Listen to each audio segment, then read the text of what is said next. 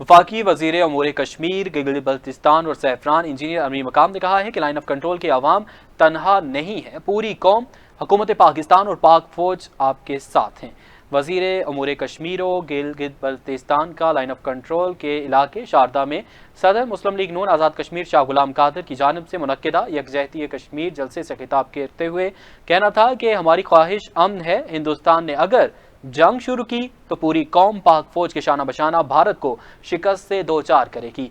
भारत कश्मीर की खुसूसी हैसियत ख़त्म करके मसला कश्मीर को ख़त्म नहीं कर सकता। भारत ने अक़लियतों के मसाइल से तवज्जो हटाने और सिंध तास मुआहदे को मुअत्तल करने के लिए नफसियाती जंग शुरू की है। उन्होंने कहा कि सदर मुस्लिम लीग नून शाह गुलाम कादर की दावत पर नीलम का दौरा करने का मकसद लाइन ऑफ कंट्रोल से भारत को ये पैगाम देना है कि हम कश्मीरियों के साथ हैं और इनकी आज़ादी के लिए आखिरी हद तक जाएंगे।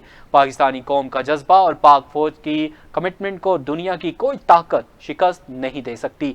कबल इज़नी वफाकी वजीर अमूर कश्मीर गिलगित बल्तिस्तान इंजीनियर अमीर मकाम और सदर मुस्लिम लीग नून आज़ाद कश्मीर शाह गुलाम कादर ने government boys degree college Sharda के अहाते में पौधा लगाकर शजरकारी मुहिम में हिस्सा लिया।